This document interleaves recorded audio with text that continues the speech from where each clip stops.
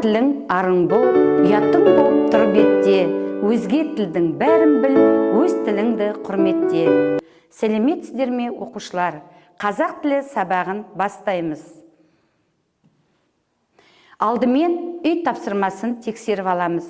Дәптерлерімізді ашып, тексереміз.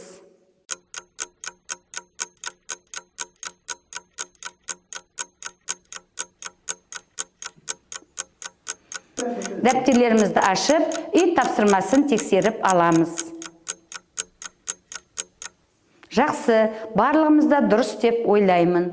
Енді бүгінгі сабағымыздың тақырыбын және мақсатын анықтап алу үшін әріптердің ішінен сөздерді оқимыз.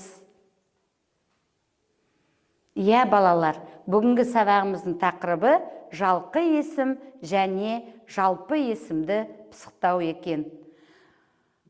Дәптерімізді ашып, күннің жадысын және тақырыпты жазып аламыз. Көркем жазуға ұрлық түбі қорлық деген мақалды жазып аламыз.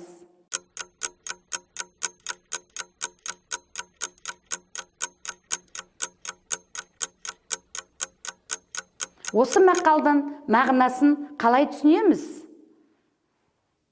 Иә, балдар, ұрлық жасаған адам өмір бақи қор болатынын сөзсіз.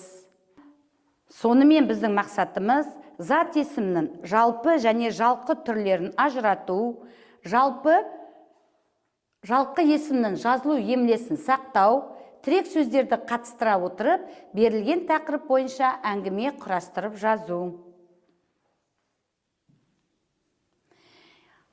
Келесі тапсырма спейнер әдісімен өткен тақырыпты қайталап алайық.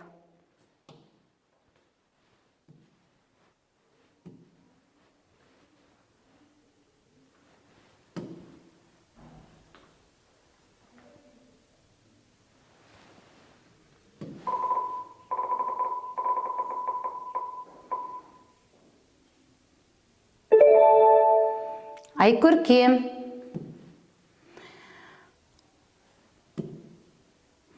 Айкөркемге мынандай сұрақ қойылады.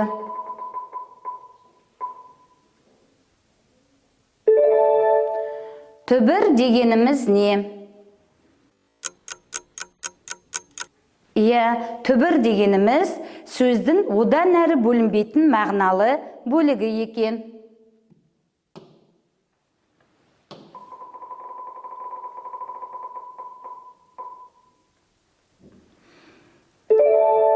Ақтөре.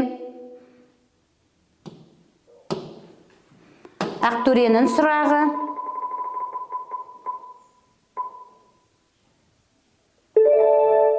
Жалқы есім дегеніміз не?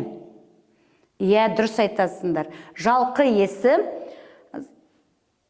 адамның аттары, жер, су аттары жалқы есім деп атаймыз екен.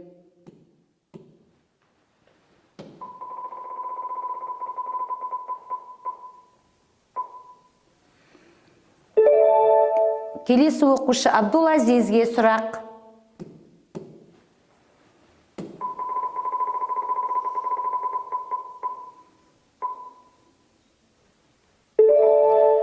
Айжан оқыды сөйлемінің ішінен зат есімді тап.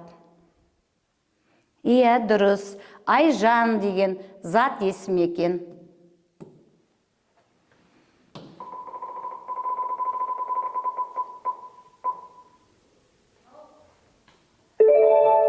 Айзаға. Айзаның сұрағы.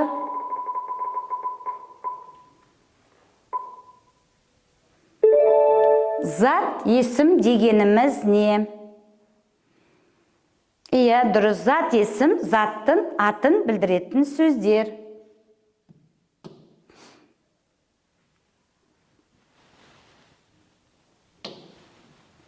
Енді келесі тапсырма суретпен жұмыс.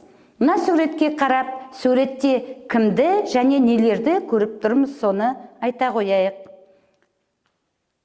Дұрыс айтасыңдар балалар, суретте алдар көсе екен. алдар көсе және алдар көсенің есегі, қойы және заттар екен. Осы ертегіні есімізге түсіріп алайық.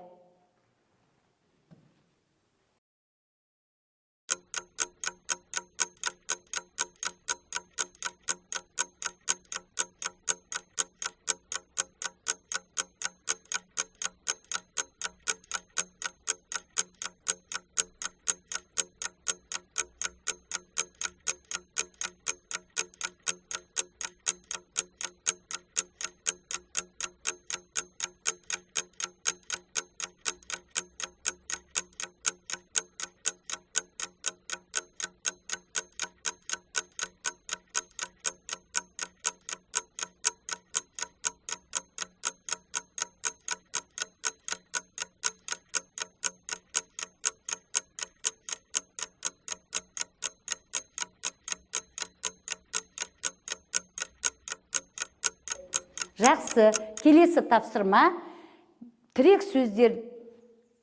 сөздермен алдар көсені сипаттап жазайық.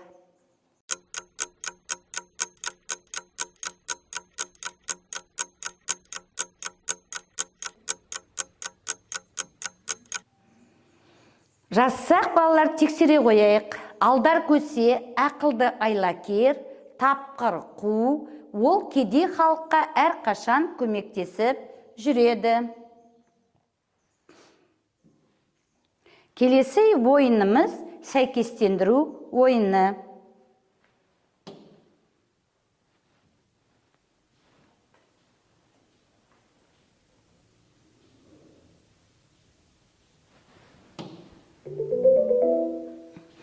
Берілген сөздерді жалпы және жалқы есімдерге сәйкестендіреміз.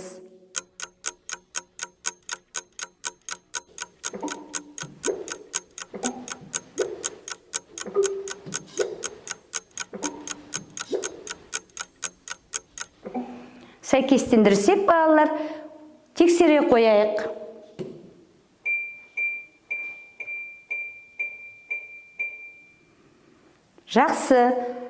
Жақсы орындат деп ойлаймын.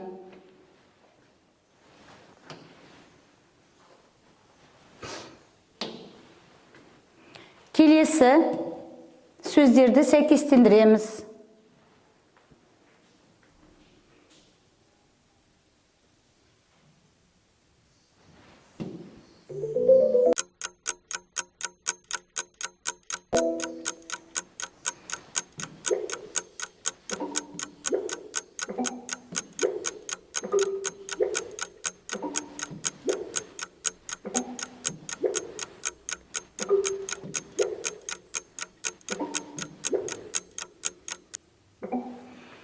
Жақсы, балалар, болсақ тексереміз. Жақсы орындат деп ойлаймын.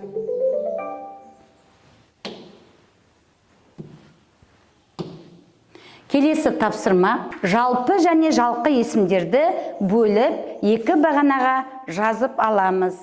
А және Б бағанына жазып аламыз.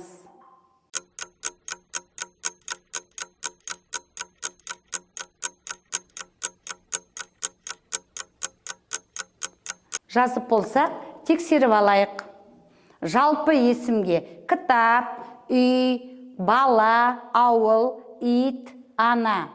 Жалқы есімге Көктөбе, Айдос, Астана, Алматы, Айгүл, Дана. Жақсы, керемет. Қорытындай келе, біз бүгін сабағымызда зат есімнің жалпы және жалқы түрлерін ажыраттық, жалқы есімнің жазылу емлесін білдік, тірек сөздерді қатыстыра отырып, берілген тақырып бойынша әңгіме құрастырып жаздық. Олай болса, балалар, үй тапсырмасын алайық. Үй тапсырмасына 38-ші жаттығу, 55-ші бет.